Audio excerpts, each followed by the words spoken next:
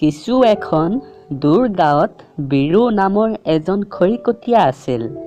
সি সদায় জংঘলত গৈ গছ কাটি খৰি কৰি সেইবোৰ বজাৰত বেচি যি টকা পাইছিল সেই দিয়েই জীৱনটো কটাই আছিল। এদিন বজাৰৰ পৰা ঘৰত অহা সময়ত ৰাস্তাত সি এটা বটল দেখিছিল। বীৰুৱে বটলটোক হাতত লৈ মুখৰাখন খুলি দিছিল। তেতিয়াই সেই বটলটো লৰচৰ কৰিছিল। বীৰুৱে ভয় খাই গৈছিল। সেই বটলটোৰ পৰা এজনী যাদুৰ ছোৱালী ওলাই আহিছিল।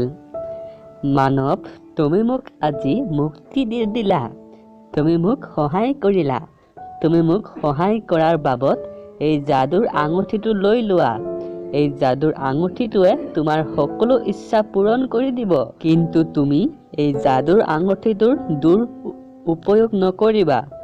বীৰুৱে সেই আঙুঠিটো লৈ ঘৰত ঘূৰি আহিছিল। ঘৰত গৈ সি আঙুঠিটোক নিজৰ ইচ্ছাৰ কথা কৈছিল। সি টকা আৰু সোণ খুজিছিল আৰু কিছু খোৱা বস্তু খুজিছিল। অলপ সময়ৰ পিছতেই সি যি বিচাৰিছিল সেই সকলো বস্তু তাৰ ওচৰত আহি গৈছিল। বীৰুৱে বহুত আচৰিত হৈ গৈছিল। তেতিয়াৰ পৰা বীৰুৱে যি বস্তু বিচাৰিছিল সি সকলো বস্তুৱেই পাইছিল। এইবোৰ চব যাদুৰ আঙুঠিটোৰ মহিমাৰে হৈছিল। বীৰুৱে লাহে লাহে ধনী হৈ গৈছিল।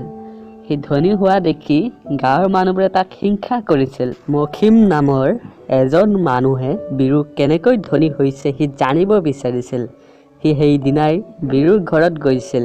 খিৰিকীত লুকাই সকলোবোৰ চাব ধৰিছিল। সেই সময়ত বীৰুৱে যাদুৰ আঙুঠিটোৰ পৰা কিবা বিচাৰি আছিল। তেতিয়াই সেই মানুহজনে সকলো কথা গম পাইছিল।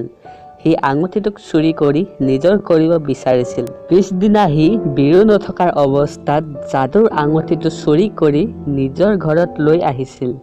সি আঙুঠিটোক কৈছিল সি নাইকিয়া হৈ যাব, যাতে তাক কোনোৱেই দেখা নাপায়। ঠিক সেইদৰে সি গায়ব হৈ গৈছিল। সি সেই যাদুৰ দুৰুপয়োগ কৰিছিল। গাঁৱৰ সকলো মানুহৰ ঘৰৰ পৰা সি বহুত মূল্যৱান সামগ্ৰী চুৰি কৰি নিজৰ ঘৰত লৈ আহিছিল। বীৰুৱে নিজৰ যাদুৰ আঙুঠিটোক হেৰুৱাই বহুত দুখত আছিল। পিছদিনা সেই মানুহজনৰ পৰা যাদুৰ আঙুঠিটো নাইকিয়া হৈ গৈছিল, কিয়নো সেই যাদুৰ ছোৱালীজনীয়ে কৈছিল এই আঙুঠিটোৰ দুৰুপয়োগ নকৰিবা। কিন্তু সেই মানুহজনে যাদুৰ আঙুঠিটোৰ দুৰুপয়োগ কৰিছিল।